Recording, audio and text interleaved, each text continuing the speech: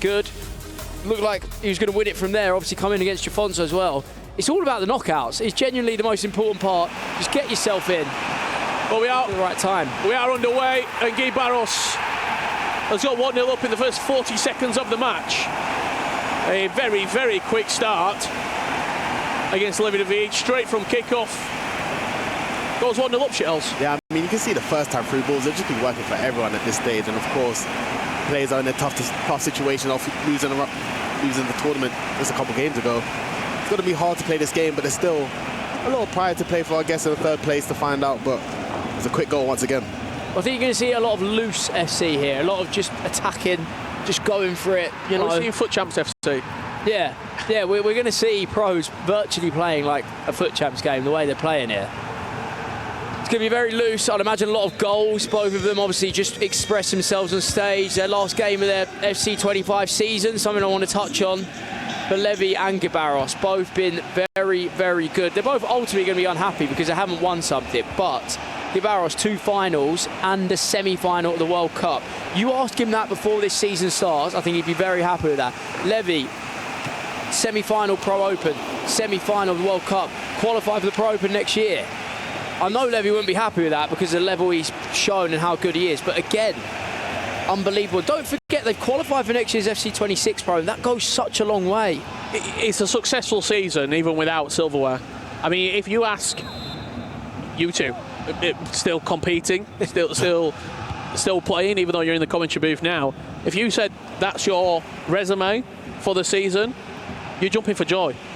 I mean, yeah, 100%. I think what people don't really understand is how hard to actually make it to these events, let alone finish in these top 4, winning silverware and stuff like that. So I think Levi's had a better season than pretty much everyone in 99% has competed this year. So it's hard to say that he's had an unsuccessful season. Same with GuiBarros, who's lost 2 finals this year. And once again, these guys have got a spot in the Pro Open next year, which is fantastic. Could be a chance here for Levi, driving forward with Cantona. Referee does point to the spot, a smile across GuiBarros' face. Levi stoic as Harry Kane will step up, put the ball in the back of the net. A lot for England, and he does once again for Team Liquid. 1-1. Thought he was going to go for a chip. Fancy a little chip there. I thought he was going to do it. GuiBarros is obviously anticipating it anyway. Wraps it in just like Kane always does. But yeah, in terms of what you were talking about before that, about successful seasons, I think we have the privilege here of watching 32 of the best players. Obviously today it's been the Final 4. What people at home might not see is the 500 to thousands of players across the ladders, across worldwide, grinding to try and be in these positions, and how hard everyone's tried working for 10 months. I think at this level you are harsh yourself. I remember I've lost many a finals and it feels pointless. You think, what's the point? I don't care. But you should look back with a lot of pride still that you got to this stage. You've been playing at the top level. Because, and I don't want to make either of you two feel bad, as you've had very successful years as 2 Premier League champions in the commentary booth here with me, but you also don't know when the last time is. You don't know, is it going to get any better than a semi-final or making an event? So you have to almost appreciate every moment, and that's very hard to do when you just sat and you've just been eliminated from a tournament and someone says, can you come and play a 3rd, 4th place game? But you also don't know who is watching. There might be a new team out there looking for a player just like GuiBarros, Levi de Weerd, for example. You have to still try your very best. In a tournament of this magnitude, Shells, I haven't been fortunate enough to play in one of these yet, but as you say, making the most of the opportunity, enjoying every part out. I went on the stage earlier, I didn't get a single clap from any fan, and I already thought, wow, look at the atmosphere, the amount of people here. It was incredible, and obviously for these players, that is what I would say. You've got to enjoy it, all the moments, you know. You never know when it is your last time. I think you asked me 3 years ago, I'd be saying, oh yeah, I'll play at every World Cup, I'd be there all the time. I'm sure, Shells, you've had moments in your career where you think, yeah, this is just how I am, you know, this is how it's going to be forever. And then sometimes you realise it's a brutal esport, you know. Players come through so quickly. One little turn of events, you don't play as well. I think you saw that in Nicholas's interview before we started. he said this might be the last one. The young kids coming through. You've got 16, 17-year-olds like Samu Gamer, Anders Vergang, who's obviously just turned 18 as well, who are a different species of player in the nicest way possible.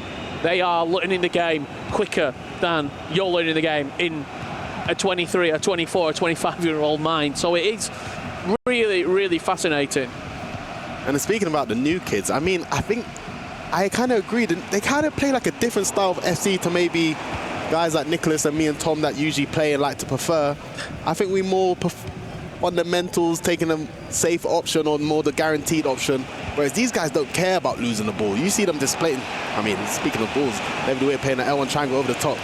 These guys will take risks at all times in the box, and I think even like, for example, watching Tex play, I don't think he takes enough risk going boxing and forward, but you see Obron, he's just flying at you non-stop. So these new kids, they're here for a reason. What do you think as well, Shells? There was a whole transition from the old gen of FC, and obviously the PlayStation 5 came out, and there was a different kind of game with the new gen, and these players, that's what they're used to here. That's where they've learnt the game. That's where they've really grinded pro. I think a large part of it as well is down to division rivals, that you can have very, very, very good practice all the time. And if you're willing to put in hours on hours on hours of playing, you're going to match against the very best players in the world. So the fear factor almost, as that one crashes off the post, has disappeared. Back when you two were playing, I still say you are playing, but for the point of this, appreciate that, buddy. The only time you would see and play against Nicholas is at an event. The only time you would play against Mo Albert is when you made an event. Whereas now you can play against these players really every single day with online cups and division rivals being so accessible. I mean, yeah, 100%. And even just about practice, people might not be playing against the Nicholas or Mo Albert rivals, but they're definitely playing against the practice partners of Nicholas and Boomer and all of these top players. So I think the level's just getting better and better. And also the growth of social media. I think people finding out a lot more tips and tricks, spreading like tactics, formations, player roles. So I think there's a lot more maybe external factors of the game rather than just being good at travellas and ball roll scoops. There's kind of a different, maybe a little, I don't know what the word, little education side to the game that some people are learning to help them to their advantage. And there is huge amounts of prize money as well, which will make anyone play if you're at this level as many hours as possible. These two players in the third, fourth place match earning the same amount of prize money as we're about a third of this game underway. $70,000 for reaching this stage of the tournament. The two grand finalists, the loser, $150K. The winner, $250,000 going their way, alongside 1,000 club championship points. So let me ask you guys a question. What do you think is the reason Levi can't really seem to go all the way that I know and believe that he can? Because honestly, I do think he's fantastic. But I feel like he's missing that trophy that kind of puts him in the conversation with guys like Nicholas, maybe. I think he's so good. But what's the reason he didn't make it into the final? Look, maybe I'm not best placed to talk about this because Levi has beat me in quite a few finals. You know, I'm not going to sit here and pretend that didn't happen, but maybe it's something that Levi, he likes to keep a game close. He's always in tight, edgy games, I feel like, where he controls the game pretty well. I don't see him steamroll opponents that often, in a sense, where, you know, a lot of his losses are probably really narrow, and maybe it just comes down to that one extra moment, you know, from Brees. I think it was in like the 83rd minute he gets the winning goal. Maybe it's a play style thing. I can't say it's a mentality thing because he has won things. He has won tournaments. He's won a lot of big tournaments, and I think the one thing I will say, only one person can win a Pro Open. Only one person can win a World Championship. Steven Gerrard never won a Premier League, but he's still regarded as one of the best players to ever do it. So I think it is very, very tough as he finds the top corner there with Harry Kane. Giving us the volleyball celebration. IRL, we love to see it.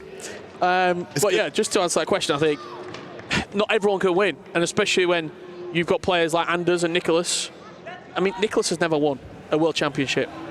And he's still regarded in the conversation. Says it all, Richard. It says it all. There's not many trophies to go around. A World Championship. Exactly. There's not much silverware to go around. I think Levi doesn't need any advice, but just keep knocking on the door. Just keep coming back. Keep knocking on the door. You know, Manu in 23 is a good example of it. Maybe wasn't that fancy at the time, come and won it in the end. I don't think Manu was that fancy this time. He's in the final. He could be winning it again. All Levi will do, and I'm sure with the team he's got around him, with Renzo behind him and Emre and Manu and everyone with Team Liquid, Team Hullet, that partnership, he's going to keep knocking. And you keep turning up, you keep getting there every year, you're asking questions. I think he's got a good chance doing it one day. You see a conversation there happening between Renzo, the coach of Levi, and Guy, while the goal was scored. Certainly a more conversational FC match than we're used to on the main stage here. GuiBarros straight from the kickoff, trying to level up this tie. 7 minutes to go before half-time here.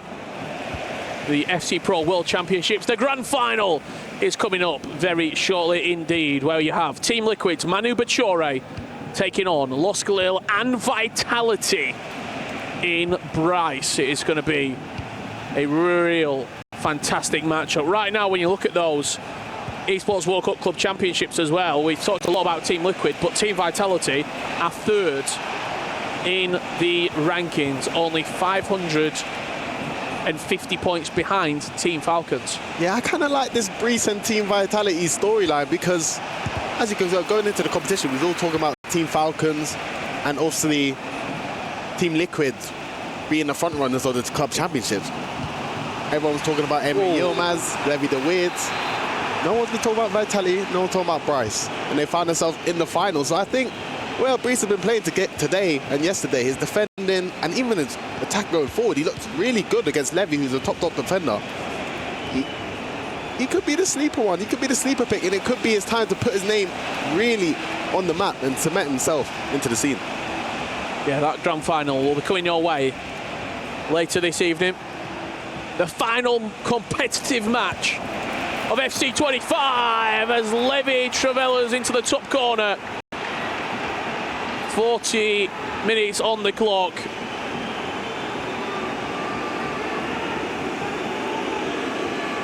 See, there's no keys there for either of the two players. They've been crushed. There's only 2 keys remaining in this tournament. Manu Bachore and Breeze.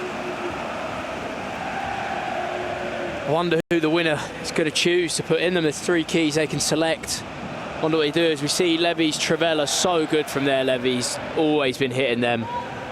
Real feature of his play. Just you see GuiBarros probably over-anticipating the finesse shot. Good to see him smiling. Yeah, a little smirk on his face. I mean, can't sell how hard it is for these two when they've just lost their dream, you know. Like, they've been dreaming of this moment. They've been practicing to win the World Cup for many months now. Been playing for years. To get that close to the trophy, unfortunate for both of them. But I'm sure they'll both be back. These two, what they've shown me is we see Levi nearly go 4-1 up. What they've both shown me in this tournament is there's no reason why they can't come back in FC 26 and win something then. Too much quality on the pitch for them not to be back, and they will be back at next year's Pro Open, guaranteed, due to top 4 finishers.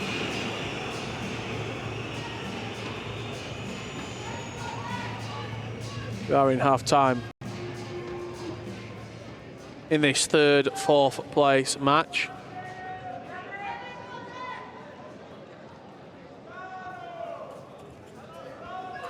Just seeing what's happening on the stage here. Looks like they're in conversation with someone.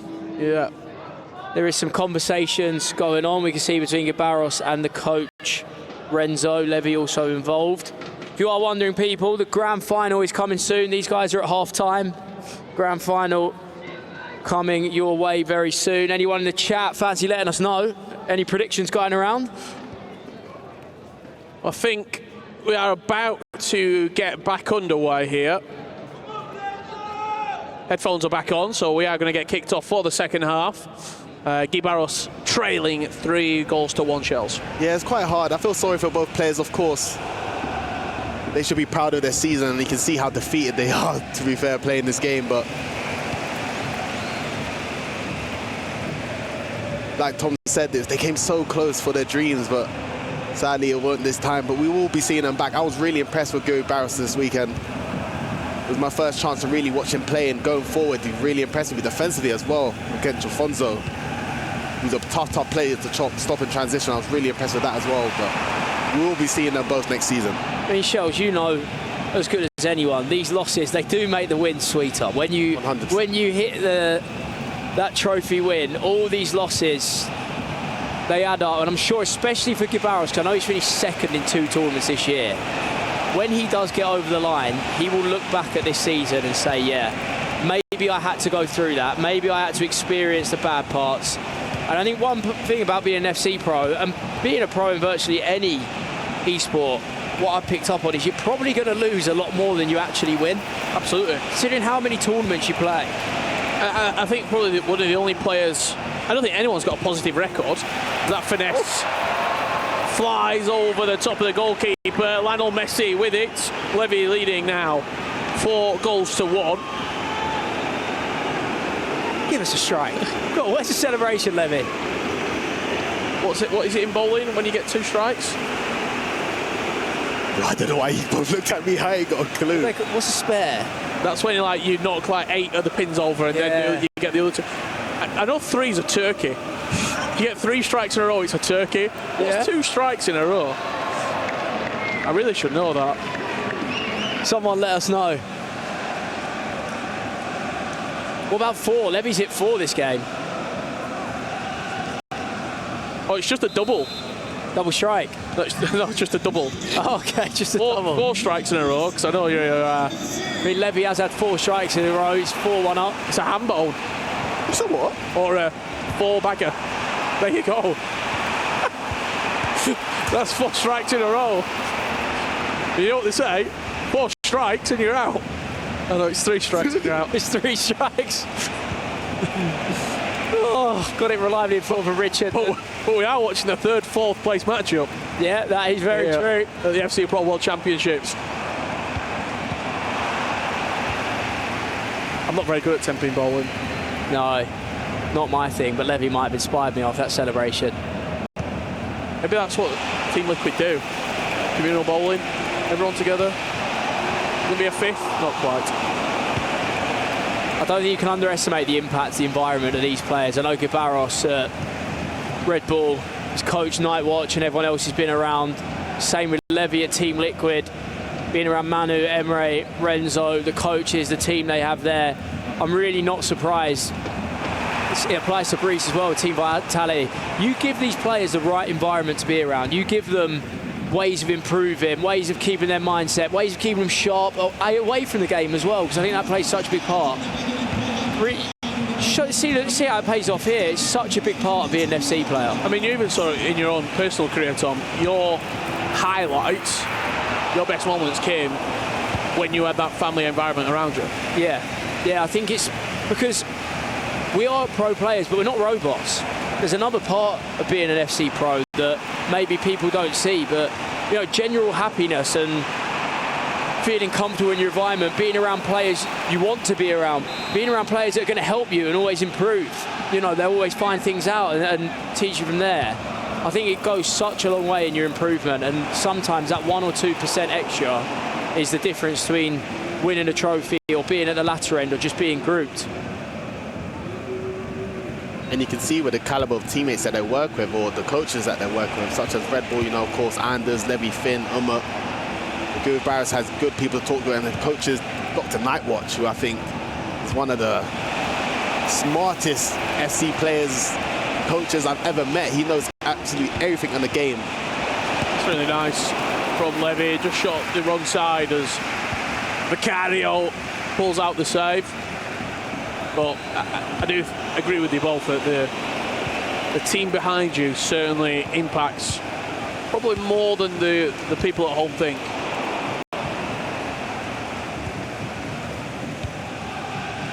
I think this is your whole life. You dedicate your life to this. So being happy, playing in a nice office, people there. I think one thing especially is like practice. When practice is going badly and you're on your own, you can really get into your own head. and go to bed that night thinking, yeah, I'm going to be no good on the weekend. I've been playing poorly. And then I notice it when I'm practicing at home and I'm around my teammates, Harry and Shori, for example. They say, listen, it's all right. Everyone has a bad day of practice. You'll be fine. Like, stop stressing. It's practice. Why are you worried? You'd be, yeah, actually, why am I worried? When you're on your own, or people that you might not enjoy being around or not right for you, you can really get into your own head and it can snowball. You have one bad tournament, you think you're a long way off it, maybe you only needed a few tweaks, but without the right advice, without the right coaches, you can't see that. And these guys are the best in the business. I think there's a reason why the team at Red Bull are always getting far. There's a reason why Team Hullet, Liquid are genuinely at every single major final or event. I feel like everywhere I go to, I see either Levi, Emre, or Manu, or Chris at the back end of it. It's not surprising. We saw it in, was it Dallas last year, where Emre and Manu were the two finalists out of 512 players. I don't believe in coincidences, Richard. I do believe in quality. And that Liquid team, by golly, quality is what they've got. Premium. I mean, continuing on what Tom was saying, I'm a victim of it myself. When I'm practicing by myself, I'll be changing formations 6 times in the same day. So I think having that strong camp behind you to give you that second opinion, third opinion, and you can trust their advice. And you got to think, if Levi de Weerd's struggling, he could just go talk to Emre Yilmaz. I was struggling. I was lost. Yeah. Makes such a difference. I'd love to spend a month in their office. I'd love to just see what these boys get up to every day. Well, it's been a pretty convincing victory here for Levi against GuiBarros. Nothing too jazzy, but he's got the job done in the third, fourth place game. I feel like Levi's doing like a long shot challenge or something. Yeah, I mean, he's been popping Trivellas and finesses the whole time. As I said, a bit of loose FC we're watching here. You know, these players just freely playing, enjoying their last times on stage. This season. This season, yeah. We will see them back. Yeah. Next year, FC I'll tell you Pro. what, they can kick back and relax watching everyone else play the qualifiers. Absolutely. FC Pro Open 26, these 4 names are in, guaranteed. GuiBarros, Levi de Weerd, Manu Bachore and Reese. Can't take that away from them.